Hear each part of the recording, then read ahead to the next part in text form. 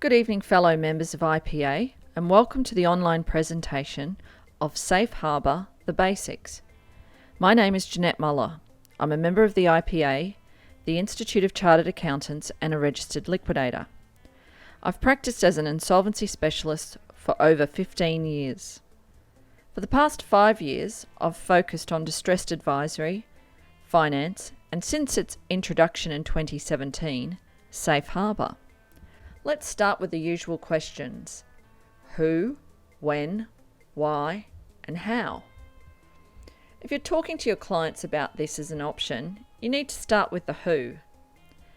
Does it apply to everyone? Well, no. Safe Harbour is only available to directors of corporate entities. That is because it is a protection for them derived from the Corporations Act. That means it doesn't apply to approximately 60% of the small businesses in Australia which are not companies. So it doesn't apply to sole traders or partnerships. Safe Harbour, therefore, is only for the directors of companies.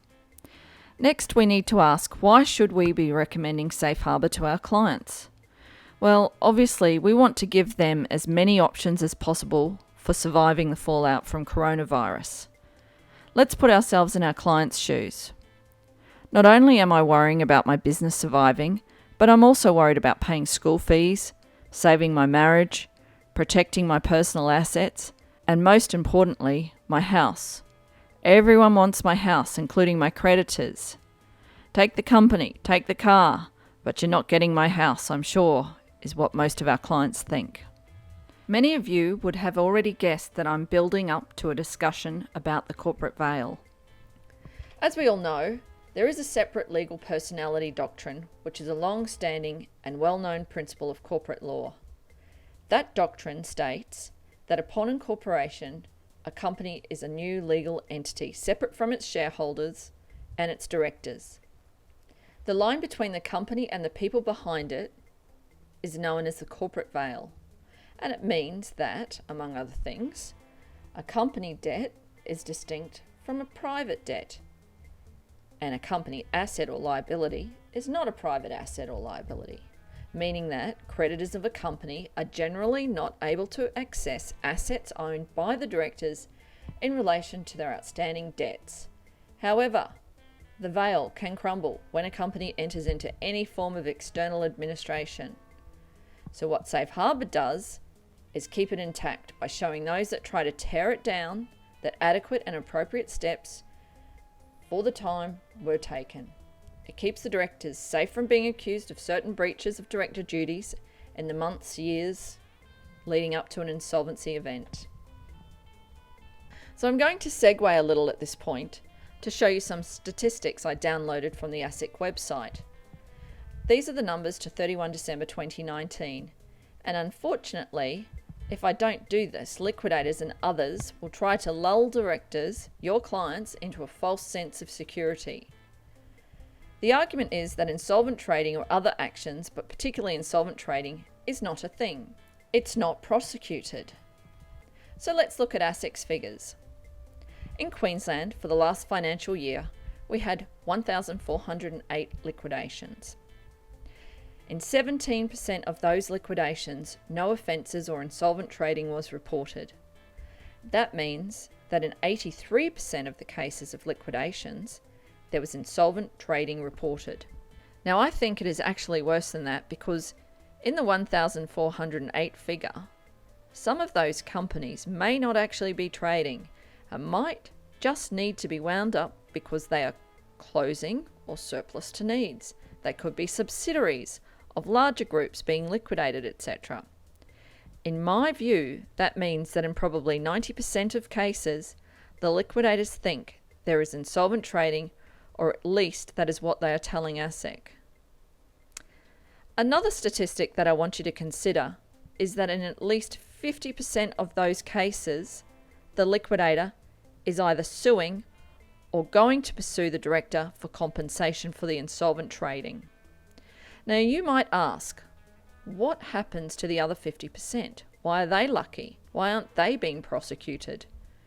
Well, they probably either have nothing to pursue, so they're bankrupt, or they may have cut a deal and paid the piper. It makes sense, right? Liquidators need to get paid for their time and their work.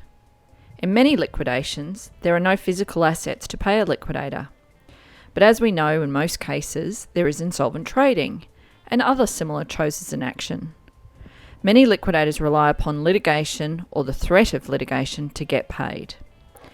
In addition, liquidators themselves have fiduciary obligations and they must report director breaches to ASIC, otherwise they themselves will get in trouble.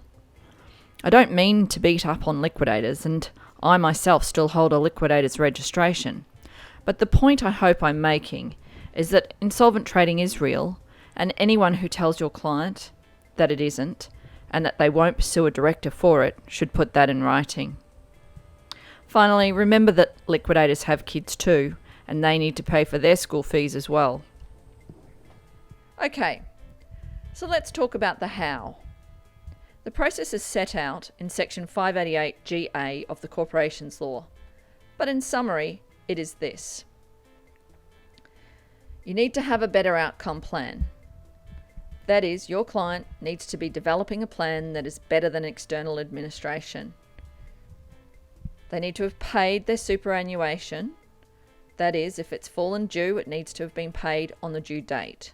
If it's not due, it's not necessary. And with respect to employee entitlements, if they're due and payable, they must have paid all of those amounts up to date. And finally, all lodgements with respect to taxation need to have been made with the government. Employee entitlements is an interesting one though. Usually it's straightforward. I'm a business, I pay my wages every Wednesday. If I don't pay my wages by the time they fall due, I can't be in safe harbour. Or if I'm in safe harbour, non-payment will disqualify me. It is interesting, but the law says to be in safe harbour, I must pay the entitlements of the employees by the time they fall due. Can I make an arrangement with an employee and therefore the amount is not payable and therefore not due? I think the answer is case-by-case assessment and get some legal advice. Obviously, there is more to the how than this high-level description. In particular, it is important to remember that your client has to have a plan. I like to say that professionals work together, and in many cases, pulling together the plan can only be achieved when that occurs. As the appropriately qualified entity, or the AQE, I start with the premise that one day I may need to explain to a liquidator why there is a bona fide claim for safe harbour. In a worst-case scenario, I might be hauled in front of a judge to explain it. In the circumstances, it makes sense that someone independent to me prepares and implements the plan, and that I am the one who is reviewing it and making sure that it meets the criteria set out by the Corporations Act. The directors, as the controlling mind of the company, are responsible for formulating a plan. They can get help from you and others. As always, we as professional advisors need to be very careful with the scope of our advice. We do not want to be accused of either shadow directorships or advice in relation to disposition of assets that occur within 12 months of liquidation.